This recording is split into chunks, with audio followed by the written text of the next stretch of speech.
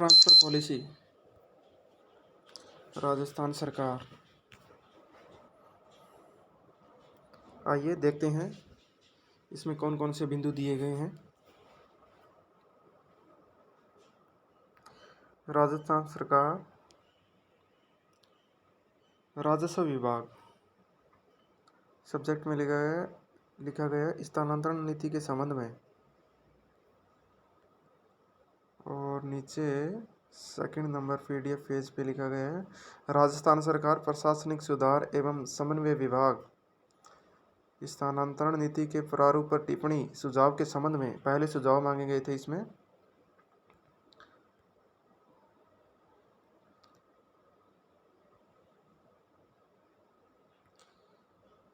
स्थानांतरण संबंधी दिशा निर्देश ये प्रस्तावना में भी लिखा गया है।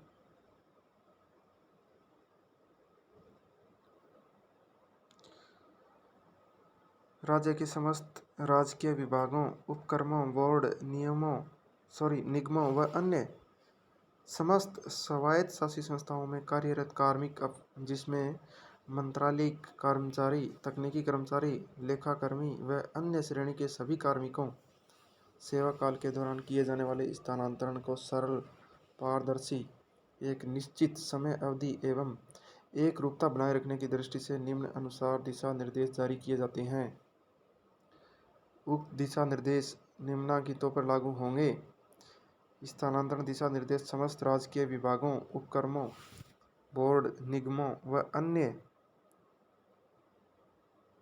समस्त स्वायत्त शासी संस्थाओं में कार्यरत अराजपत्रित कर्मचारियों जिसमें मंत्रालयिक कर्मचारी, तकनीकी कर्मचारी, लेखाकर्मी व अन्य श्रेणी के सभी कर्मचारी सम्मिलित हैं पर लागू होंगे, जिनका पे बैंड यानी पे ग्रेड पे बैंड 2 93,34,800 लेवल 13 तक हैं।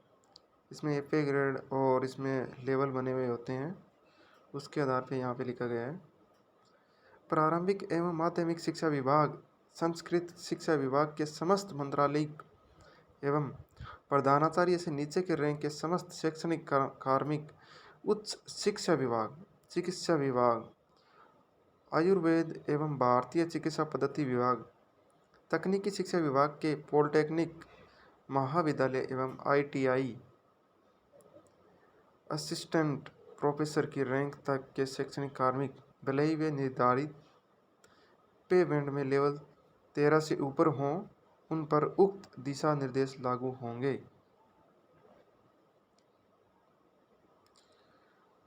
बिंदु नंबर 3 में लिखा गया है यह दिशा निर्देश केवल प्रशिक्षण काल, प्रोबेशनरी पीरियड को सफलतापूर्वक पूर्ण करने वाले राजकीय कार्मिकों पर ही लागू होंगे। अर्थात प्रशिक्षण काल के दौरान कार्मिकों का स्थानांतरण नहीं किया जा सकेगा। उक्त दिशा निर्देश निम्नलिखितों पर लागू नहीं होंगे। शासन सचिवालय, राज्यपाल सचिवालय, विधानसभा सचिवालय। और बिंदु 4 में लिखा गया है ऐसे विभाग जिसमें कतिपय कार्मिकों को वर्दी पहनना आवश्यक है, जैसे पुलिस विभाग, गृह रक्षा व होम गार्ड विभाग आदि, परंतु ऐसे विभागों के वर्दीधारी कार्मिकों के अलावा अन्य कार्मिकों पर उक्त दिशा निर्देश लागू होंगे। स्थानांतरण प्रक्रिया, सभी विभागों द्वारा काउंसलिंग के माध्यम से स्थानांतरण किए जाने योग्य पद एवं स्थान, जिले में रिक्त पदों पर विवरण प्रतिवर्ष 15 मार्च तक अपनी वेबसाइट नोटिस बोर्ड पर प्रकटन यानी प्रकाशन किया जाएगा। विभागीय स्तर पर प्रशासनिक आधार पर भरे जाने वाले पदों को नोटिफाई करने की आवश्यकता नहीं है। बिंदु 2 में लिखा गया स्थानांतरण आवेदन पत्र का प्रारूप परिशिष्ट A पर संलग्न है। स्थानांतरण के इच्छुक कार्मिकों को उक्त निर्धारित प्रारूप में ऑनलाइन जैसी भी सुविधा हो, संबंधित प्राधिकारी को 31 मार्च तक अपना आवेदन प्रस्तुत करना होगा। आवेदन पत्र के अभाव में स्थानांतरण पर विचार नहीं किया जाएगा।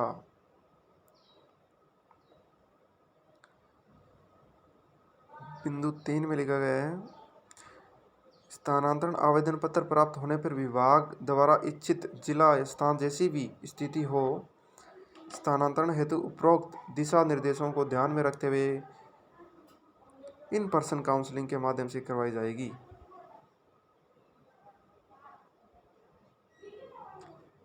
बिंदु नंबर 4 में लिखा गया, आवेदन करने वाले कार्मिकों को ही काउंसलिंग में सम्मिलित किया जा सकेगा। बिंदु 5 में है, विभाग द्वारा काउंसलिंग की कार्यवाही में स्थानांतरण करने हेतु सर्वप्रथम प्राथमिकता से दिव्यांगजन, विधवा, परित्यक्ता, एकल महिला, भूतपूर्व सैनिक, उत्कृष्ट खिलाड़ी, पति पत्नी प्रकरण व असाध्य रोग से पीड़ित अभ्यर्थियों एवं शहीदों के आश्रित सदस्य को बुलाया जाएगा। बिंदु नंबर 6, स्थानांतरण करने वाले पदाधिकारी को इस तथ्य का भी ध्यान रखना आवश्यक होगा कि किसी भी स्थानांतरण से कोई कार्यालय कार्मिक रहित ना हो जाए, अर्थात एकल कार्मिक वाले कार्यालयों को उचित रिप्लेसमेंट मिलने पर ही स्थानांतरण किया जाए। पॉइंट नंबर 7, विभाग द्वारा काउंसलिंग से संबंधित दस्तावेजों रिकॉर्ड को सुरक्षित रखा जाएगा। स्वयं के आवेदन पर स्थानांतरण देखिए, इसमें लिखा गया है, 1 नंबर पॉइंट के अंदर लिखा गया है, कार्मिक स्थानांतरण हेतु आवेदन वर्तमान पदस्थापन की दिनांक से 2 वर्ष की अवधि पूर्ण होने पर ही कर सकेगा। 2 वर्ष पूर्ण की गणना प्रतिवर्ष 30 जून को माना जाएगा, अर्थात किसी वर्ष विशेष में 30 जून को 2 वर्ष का कार्यकाल पूर्ण करने वाले कार्मिक उक्त वर्ष में आवेदन कर सकेगा, परंतु निम्नलिखित विशेष श्रेणियों के कार्मिक 2 वर्ष की अवधि से पूर्व भी स्थानांतरण हेतु आवेदन कर सकते हैं। ये विशेष श्रेणी वाले आप देखिए, दिव्यांगजन, विधवा, परित्यक्ता, एकल महिला, भूतपूर्व सैनिक, उत्कृष्ट खिलाड़ी, पति पत्नी जो विभाग में अथवा अन्य विभाग में अलग अलग जगह पदस्थापित हो, तो जहां तक संभव हो उन्हें एक स्थान या जिले में जैसी भी स्थिति हो स्थानांतरण किया जाएगा। निम्नलिखित असाध्य रोग से पीड़ित होने पर स्वयं, पति पत्नी, आश्रित संतान एवं माता पिता, इसमें असाध्य रोग में कैंसर, गुर्दा प्रत्यारोपण, हृदय शल्य चिकित्सा। और बिंदु 7 के अंदर लिखा गया है, शहीद परिवार का आश्रित सदस्य होने की स्थिति में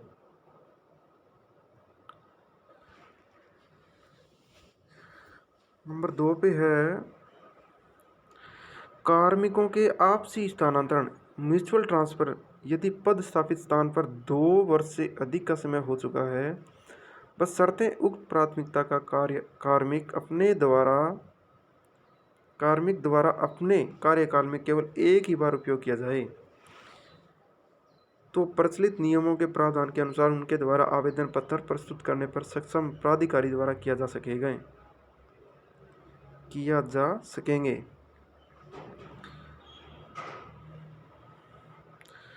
प्रशासनिक आधार पर स्थानांतरण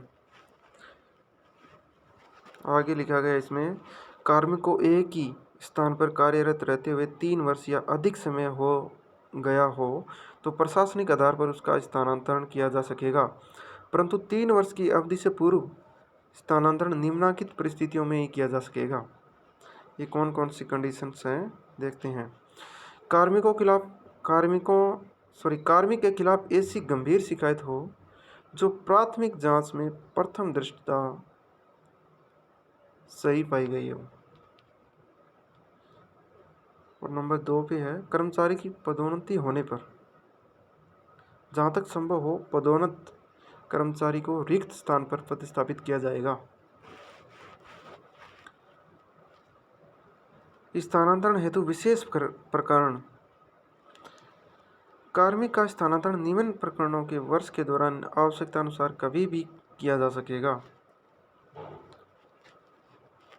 पॉइंट नंबर 1 में है, मुख्यमंत्री कार्यालय से कार्मिकों के स्थानांतरण के लिए प्राप्त आदेश या निर्देशों की पालना संबंधित विभाग द्वारा की जाकर मुख्यमंत्री कार्यालय को तत्काल सूचित करेंगे। किसी प्रकरण विशेष में स्थानांतरण किया जाना संभव न हो या संशोधन की आवश्यकता हो तो भी तत्काल मुख्यमंत्री कार्यालय को पूर्ण विवरण एवं प्रस्ताव के साथ प्रस्तुत कर सकेंगे।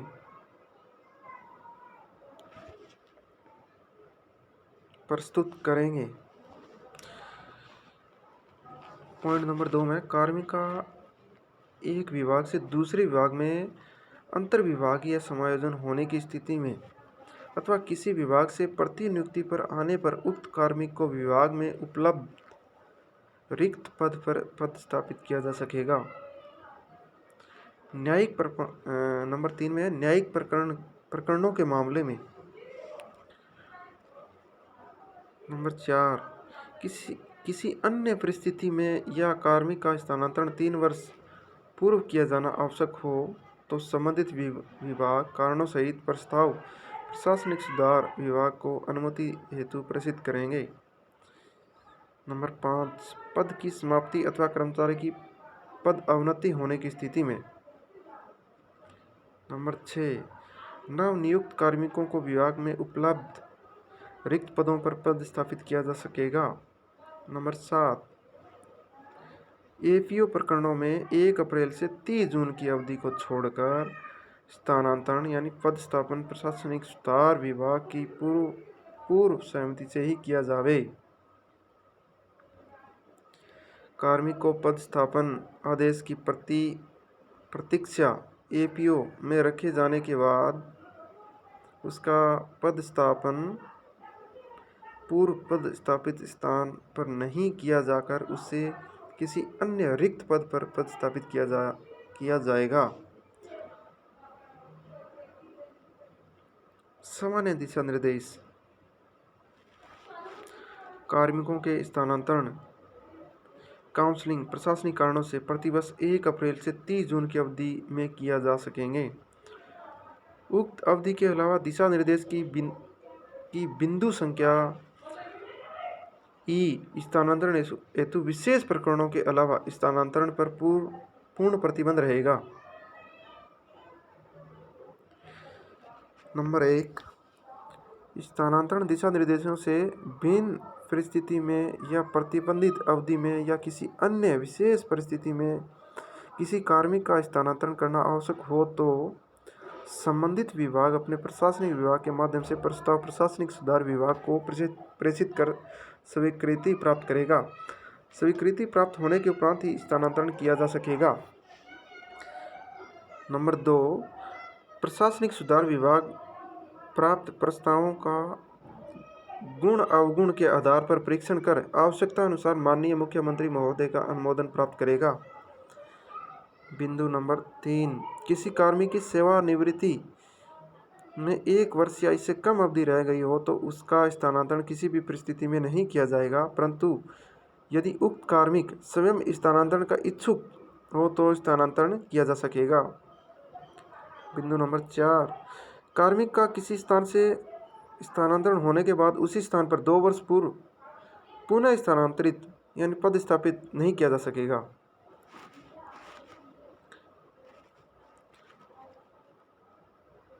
पॉइंट नंबर 5 विभाग का यह भी दायित्व होगा कि कोई कार्मिक एक ही स्थान पर कार्यालय में जैसी भी स्थिति हो 5 वर्ष या अधिक अवधि तक पदस्थापित न हो।